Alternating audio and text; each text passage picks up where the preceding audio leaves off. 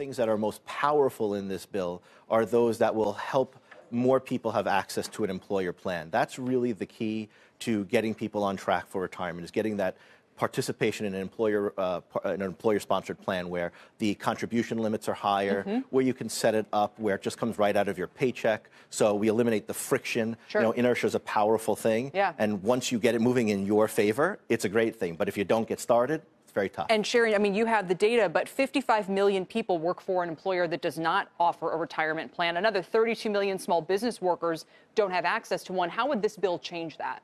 This bill will be very important for those who are working for a small business because it's helping to have small businesses be able to afford to set up these plans, offering a tax credit if you do an automatic enrollment, which is also the way to get people to participate. 90% of workers who are participating in a plan are doing so in one that has the auto enrollment features. But the points that you raised about the amount of people that have no access to a retirement plan at work is significant. It's particularly significant for minority workers as well. And it's not just people who are making just a little bit of money. I mean, people are making $40,000 or more. 12 million of those people have no access to a retirement plan at work. So these are people with definitely the means to put money away for retirement. Right. So this bill would allow a lot of these small businesses to band together to offer 401ks, which I guess is more difficult to do right now.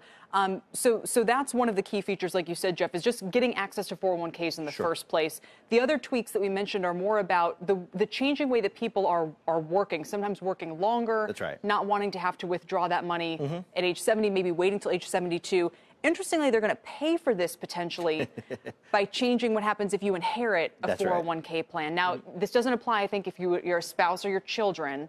I think those categories would be exempted, but for others, children of a young age or disabled, chronically ill. Okay. For everybody else, though, if you inherit a plan, now you got to withdraw it within 10 years. Is that right? That's right. Yeah. Looking at accelerating that taxation out. And today, you know, if you're a 40-year-old individual, you have another 40 years or so to stretch distributions. But you leave that to a grandchild, it could be 80 years. So we're now going to compress that cycle. But if we're looking at paying for a retirement bill with retirement account income, as much as as a planner, I don't want to see that happen, it makes sense because once you're dead, you don't need a retirement account. So this is a fair, it's a fair way of paying for it potentially. And here's another thing, people are going to start doing more estate planning, which many people have not done and do not do. And so that's another positive sign if this does happen. That's a good point.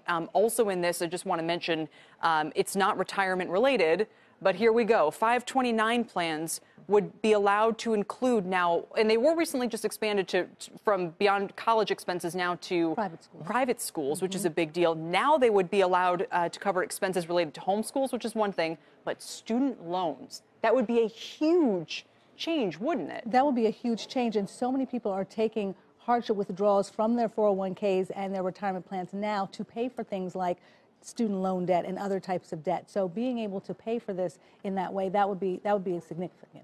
Absolutely. And so, Jeff, all told, if this bill passes in its current form, is it what it says it is? Is it a way of helping people with access to 401ks, with contributing to them and withdrawing from them? I think it's a good first step.